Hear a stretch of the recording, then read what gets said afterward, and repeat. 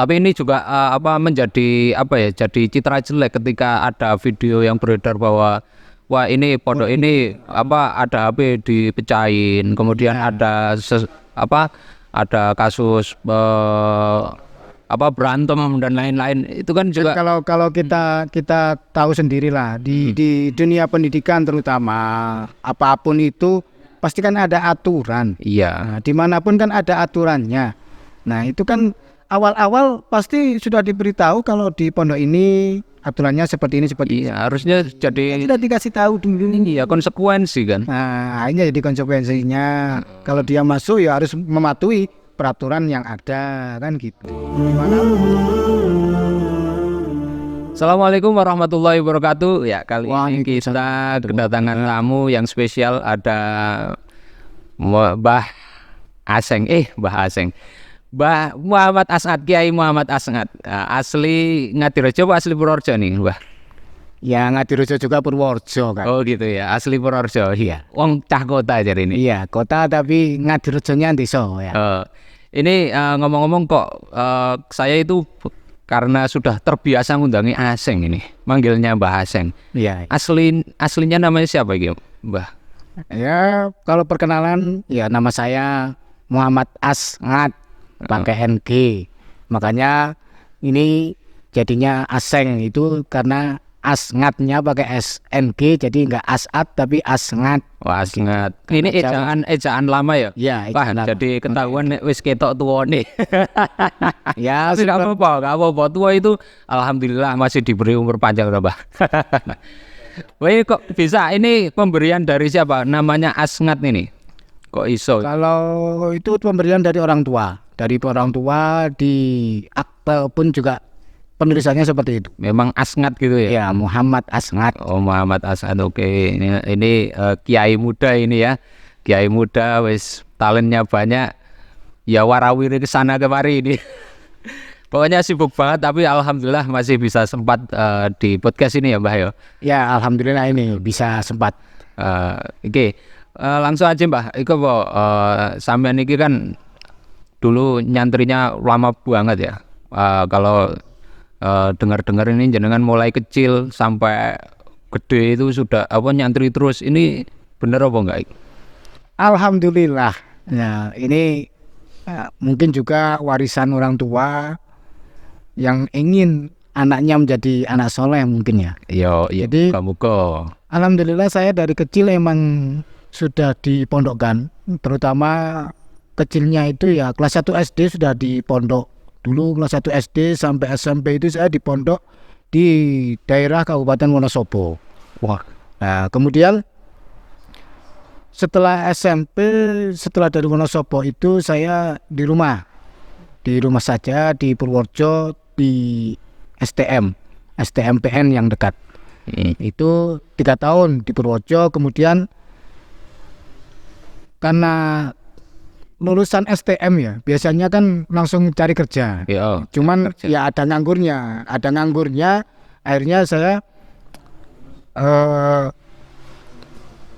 mencoba untuk cari kerja di daerah Bandung. Oh. Dulu di daerah Bandung. Jadi Memang awal kerja. awalnya kerja. Setelah STM itu saya kerja di Bandung. Nah tujuannya kerja, tapi sampai sana saya mondok juga. Nah, ini yang menarik ini ya. Ya itu karena saya dari kecil sudah di pondok. Ketika di sana ada pondok di sekitaran pabrik. Oh, kan. gitu. Makanya saya coba tanya-tanya ke pondok itu boleh nggak sambil kerja gitu. Katanya boleh, yang penting bisa ngatur waktunya. Gitu. Mantap. Ini tapi jadi itu loh. Kalau jenengan ini dari kelas 1 kok sudah mondok, jangan-jangan jenengan ini memang sengaja dibuang ini, Mbak? Ya bisa jadi karena keinginan orang tua coba. Oh gitu ya. Ya orang tua mana sih yang nggak pengen anaknya baik, anaknya soleh? Iya. Ya kan sekarang sudah tenar juga, sudah tanda-tanda anak soleh, alamatnya anak soleh itu kan. Nah Nyanyian berarti. itu. Konsider. Ya, sekarang viralnya gitu. Kalau orang tua sudah tahu dari dulu, makanya saya dibuang dari kecil. Jadi buangnya di pondok. sekolah sambil sekolah juga, mondok juga gitu. Iya. Wah, bisa ngatur waktunya gitu loh. Iya. Bisa lah, cuman kan ketika jenjangnya, nah jenjang kehidupan ketika masa kecil gimana, masa remaja gimana, itu ya sama aja seperti yang lain. Gitu ya? Kenakalan ya masih ada, cuman kan saya ada rem, yaitu di pondok itu. Iya. Nakal, saya juga nakal kayak yang lain lah. Kehidupan yang lain, Pernah tawar gak bah ini bah? ya belum. Kalau tawar belum, tapi kalau gelut pernah. Itu. Saya apa bedanya ini ya? Mau kayak gelut ijen gitu ya? Iya. Oh, Ijen sambil dikalangin itu banyak orang, banyak teman-teman. Saya suruh ijen, wis kalau berani duet satu-satu. Tapi kok apa lama-lama kok kayak logat Madura ini aslinya jenengan Purworejo apa Madura sih, Mbak? Kok Madura gimana sih? Iya kayaknya tadi. Ya Lanjutnya Pak. ya, maksudnya kan kayak logat Madura. Ah. Emang, karena saya juga pernah di Jawa Timur juga. Oh, pernah di Jawa Timur. Ya, pernah di Jawa Timur. Jadi setelah setelah di Bandung Oh. itu alhamdulillah saya di PHK malah. Di pabriknya di PHK. Tapi saya alhamdulillah itu. Alhamdulillah. Di PHK ketika pulang tanya orang tua ini gimana saya di PHK. Oh, nganu aja. Lanjutin mondoknya aja gitu. Oh, gitu. Lanjut mondok tapi enggak di Bandung apa masih di Bandung? Masih di Bandung sebentar, terus akhirnya sambil pamit. Kalau misalkan pamitnya nggak mondok, saya masih di Bandung. Oh, Masih gitu. disuruh mondok di Bandung. Gitu. Tapi kalau karena saya pamitnya mau mondok lagi ke Jawa Timur, akhirnya boleh dari Kiai Bandung itu diperbolehkan boyong dari Bandung. Oh, gitu. Jawa Timurnya di mana, Pak? Ya di Kediri, Lirboyo. Lirboyo. Oh, alhamdulillah santrinya Mbah War, Mbah Mahrus itu ya? Ya. Mantap. Kalau di Lirboyonya itu saya masuknya di unit. Di unitnya unit Darussalam beliau di Romo Kiai Main. Oh, itu kiai yang apa ya? Unik gitu ya? Ya. Oh, gitu ya, Mbah. Banyak cerita kalau itu. Oh, boleh diceritain Mbah ini keunikan dari Mbah Kiai Mahen ini? Kalau diceritain semuanya mungkin sampai subuh ya. Ya, paling tidak kan Ya sedikit banyak. ya. Kalau dari pengalaman saya untuk beliau Romo Kiai Haji Main Toha Lirboyo, yaitu banyak sekali keunikan yang beliau bisa dikatakan kalau Mbah Yai Mahen itu Mbah Yai yang paling nyentrik, Mbah Yai yang paling unik, Mbah Yai yang paling jahil juga. Kok bisa jahil kan? Jadi gini, Maksudnya gimana? kalau dulu cerita awal-awal itu orang tua juga mengingat-ingat terus cerita itu. Pernah suatu ketika Mbah Yai Mahen itu menyuruh santri untuk manggil supirnya, supir beliau. Iya. Memanggil, katanya mau diajak ke Surabaya. Ya. Nah, terus sama santrinya itu dipanggillah supir itu dengan dikatakan mau diajak ke Surabaya. Nah, supirnya akhirnya langsung dandan lah. Karena mau ke Surabaya kan, Iya. kota besar gitu. Siap-siap gitu ya. Udah siap-siap pakai jas segala. Udah zaman dulu, itu masih zaman dulu. Pakai jas segala. Akhirnya terus ke Mbah Yai Mahen. Sama Mbah Yai Mahen malah disuruh untuk masuk kandang. Kandang apa? Kandang ayam. Oh, kandang ayam. Suruh ngambilin telur-telur. Jadi nggak jadi Enggak jadi ke Surabaya. tapi sudah rapi, setelan rapi mau pergi jauh gitu. Ke Surabaya lah gitu. lu enggak jadi ke Surabaya. Nggak jadi. Akhirnya cuma disuruh ngambil telur-telur ayam yang ada di kandang. Mantap. Oh, salah satunya. Unik. Kalau saya pribadi yang pernah itu suatu pengalaman yang didawuhkan atau yang disuruh oleh beliau Mbah Yai Mahen, itu yang paling unik salah satunya pernah saat Hari Raya Idul Adha besar itu saya kan agak terlambat gitu ke masjidnya, mau sholat idnya kan agak terlambat, ya agak telat. Terus tahu-tahu Mbah Yai Mahen itu mau berangkat juga pakai motor. Iya pakai motor. Nah ketika itu saya bertiga kalau nggak salah, Kalau saya bertiga sama teman-teman bertiga, akhirnya karena tahu itu Mbak Yai Mahin yang mau berangkat, Heeh. ya gitu. Istilahnya Manggil. menghormati dulu lah, menghormati dengan istilahnya Mempersilahkan dulu. mempersilahkan dulu Siap. gitu. Ternyata Mbak Iman berhenti. Nah, terus beliau bilang ayo ikut ngono. Bertiga itu diajak semua. Iya, kita bertiga itu ya cuman apa namanya ya? Bingung. Akhirnya saling istilahnya jawil-jawilan lah. Kamu aja. Kamu aja. Kue sih. Nah, akhirnya mainnya kan tahu. Iya. Nah, ketika tahu seperti itu, ayo ikut gitu, agak memaksa gitulah, Iya, iya, memaksa. Akhirnya ya aku yang suruh Bonceng. Nah, ketika mau naik kan, sarung sudah saya naik Carikan. Kata Mbak Yai, nggak gitu, katanya. Maksudnya Boncengnya nggak gitu, nggak normal. Maksudnya normal nggak itu boncengnya? enggak. Malah disuruh kamu menghadap ke belakang katanya. Jadi saya Ya. itu apa namanya punggungan sama Mbak Yai. Punggung-punggungan. Kata gitulah. Gitu. Masya Allah. Gitu sampai masjid. Nah itu ya kalau jarak sih kan deket lah, jarak kan cuman berapa menit gitu kan. Nah sampai masjid saya malu sekali, nggak bilang terima kasih atau apa, langsung saya turun aja gitu, lari gitulah, ngumpet gitu lah. Itu banyak jamaah padahal di sana. Banyak jamaah, sudah banyak santri-santri juga gitu. Masya Allah. Lucu juga ini ya. Itu yang saya alami pribadi. Oh iya. Kemudian ada juga yang kalau yang saya ingat juga, beliau yang unik itu gini. Ketika saya di akhir lah tamatan gitu ya. Oh sudah tamat. Akhir, belum. Masih di Hampir. hampir tamat. Itu kan ada namanya roan. Roan itu apa? Bakti. Oh kerja bakti. Kerja bakti. Ketika itu saya dipanggil beliau Mbak Yai Mahin, terus ke suatu tempat yang sekarang menjadi unit Darussalam sekarang.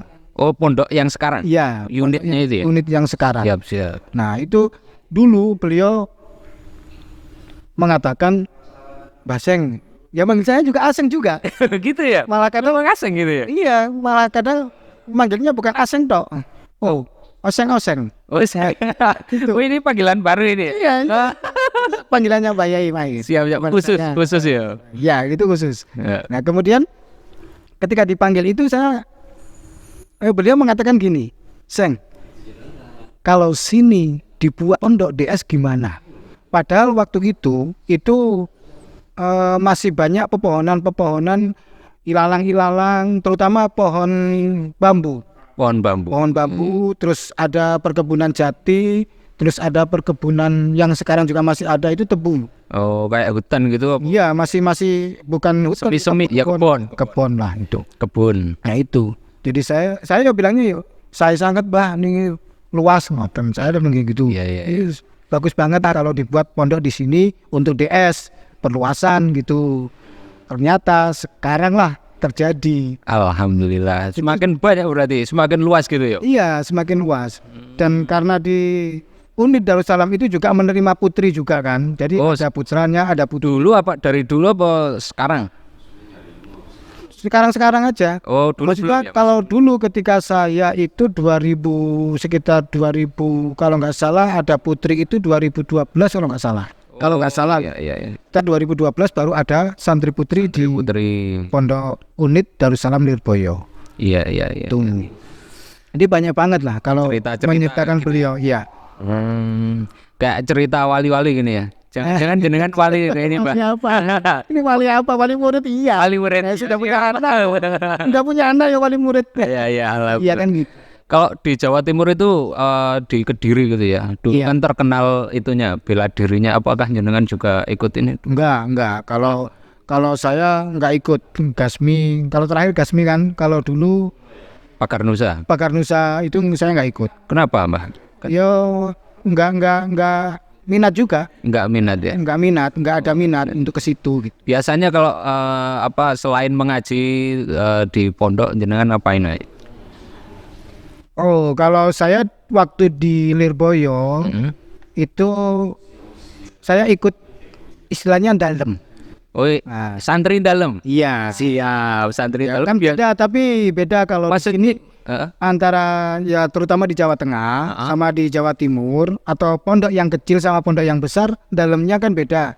Ada yang anak dalam yang benar-benar di dalam di rumah ya Mbah Yai. Di rumahnya Bang. Kayak bersih-bersih, kayak nyuguh tamu atau apa gitu kan. Latihan Yang gitu. latihan-latihan itu kan ada. Mm-mm. Kalau di Lirboyo karena saking banyaknya santri juga dan juga banyaknya apa namanya para duriyah yang mendirikan usaha Ya. nah, gitu. Akhirnya saya ikut salah satu duriyah yang mana dulu malah di luar pondok pesantren, di luar gerbang. Oh, di luar gerbang. Iya. Itu sebenarnya dilarang. Sebenarnya dilarang apa enggak? Kalau Bukan masalah dilarang. Yang saya tempatin itu kan counter jual pulsa. Wah, ini frontal banget berarti nek counter ini. Sedangkan di pondok pesantren yang namanya HP, alat elektronik itu kan dilarang. Haram. Iya, haram lah.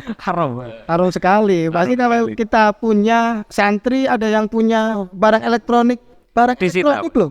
Hancur kan? Kan bukan HP doang. Iya. Maksudnya bukan HP tok. Heeh. Ada barang elektronik lain seperti radio, televisi atau apa gitu. Walkman gitu ya. Walkman. Pada zamannya. Itu disita lah. Oh, gitu. Makanya saya ikut dalam, tapi yang jual barang terlarang untuk pondok, untuk santri. Iya, berarti untuk masyarakat luas. Iya, Masyarakat makanya di sekitar ini. apa namanya tokonya atau konternya dulu kan di luar gerbang dari pondok pesantren. Tapi kalau di pondok itu kan memang dilarang membawa HP itu karena untuk kebaikan anak. Jadi kalau ada pondok-pondok yang rusak HP ini biasanya memang jadi salah paham ini, Mbah. Iya. Kalau di Lirboyo sendiri ada nggak yang kayak gitu ketika ketahuan bahwa HP terus disita, dirusak atau gimana? Iya, aturannya kalau dari awal-awal dulu yang mulai HP-HP jadul. Ya saya kan juga Barang elektronik lah. nah, barang elektronik ketika HP pertama, HP-HP jadul dulu kalau yang apa namanya yang punya itu pertama emang disita aja, disita terus orangnya atau anaknya santri yang punya itu nanti ditakzir. Nah, kalau Takzir itu liburan, apa? dihukum. Kalau liburan nanti dikembalikan. Itu dulu. Kalau sekarang udah beda lagi. Mesti lebih ketat lagi. Oh gitu ya. Semakin kesini semakin karena itu aturan ya. Aturan. Jadi jangan sampai aturan ini dilanggar ini ya. Jadi itu juga bisa kita pahami bahwasannya HP apalagi yang sekarang Android kan. Iya, Android. Banyak yang mengatakan manfaat dan mudaratnya itu kalau dipukul, kalau ditimbang itu ditimbang. Nah, ditimbang itu kan mana? Bisa imbang enggak? Kan enggak. Mesti banyak mudaratnya daripada manfaatnya. Karena kebanyakan orang-orang yang kebanyakan orang-orang itu kan punya HP pertama pasti pengen yang kalau sekarang Android yang lebih maju biar nggak gaptek. Kalau maju-maju terus nabrak loh. Tapi kan kita mengikuti ke updatean HP atau ke apa namanya? Ya terbaru. Yang terbaru. Kalau kita mengikutinya nggak tahu, hanya mengikut-ikutan tok, itu kan juga eman gitu. Iya. Kita tidak terpengaruh akhirnya kan. Iya. Bukan kita mempengaruhi HP-nya, tapi kita terpengaruh. Mempengaruhi kita atau kita terpengaruh oleh HP itu sendiri. Oh iya. Jadi kayak apa namanya istilahnya kalau nggak HP gimana gitu kan. Kalau sekarang kayak kecanduan. Kalau zaman sekarang, tapi kalau nggak pakai HP itu kayaknya kurang. Apalagi makanya zaman sekarang. Emang HP sekarang itu suatu kebutuhan. Iya. Sudah termasuk suatu kebutuhan. Yaitu kebutuhan primer atau sekunder atau apa, yang penting itu kebutuhan. kebutuhan. Iya. Tapi kalau di pondok tetap Tetap larangan.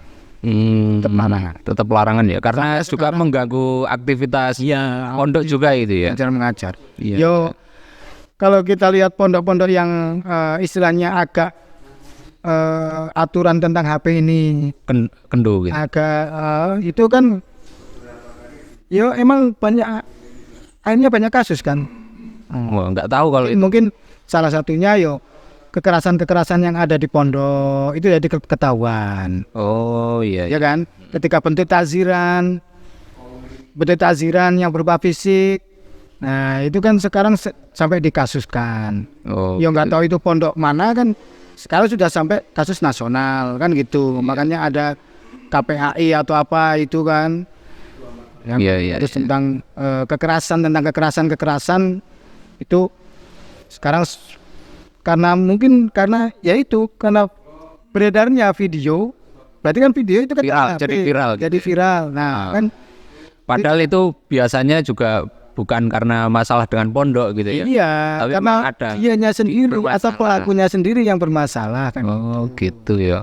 Tapi ini juga menjadi jadi citra jelek ketika ada video yang beredar bahwa wah ini pondok ini ada HP dipecahin, kemudian ada ada kasus berantem dan lain-lain. Itu kan juga Kalau kita tahu sendirilah di dunia pendidikan terutama, apapun itu pasti kan ada aturan. iya. Nah, dimanapun kan ada aturannya. Nah itu kan awal-awal pasti sudah diberitahu kalau di pondok ini aturannya seperti ini. Iya, harusnya jadi Tidak dikasih tahu dulu. iya konsekuensi kan. Nah akhirnya jadi konsekuensinya kalau dia masuk ya harus mematuhi peraturan yang ada kan gitu. Dimanapun itu pasti ada aturan seperti itu. Oke, Itu banyak sekali ya. ngopi dulu Pak, ini kayaknya dari tadi ngopi dulu bentar. Oke, lanjut dah. Jadi jenengan ini mondok kalau dihitung-hitung berapa tahun ini, Pak? Kalau masalah tahunnya ya berarti berapa ya? 18 ya 23 sampai Hidup di pondok 23 tahun. Harusnya jadi profesor pondok. Iya. Harusnya. Iya. Tapi saya dapet Lah maksudnya ya saya itu ya nakal, termasuk nakal. Maksudnya nakal gini. Saya yo di pondok yang nggak pinter-pinter amat, yang penting mondok aja dan lain sebagainya. Jadi nggak ada kerentek atau keinginan yang menggebu-gebu. Wah kalau saya keluar pondok harus jadi gini, nggak ada. Kalau sekarang sekedar mondok aja, mondok ya yang penting mondok gitu. 23 tahun ini mondok nih. Iya cuman mondok gitu aja.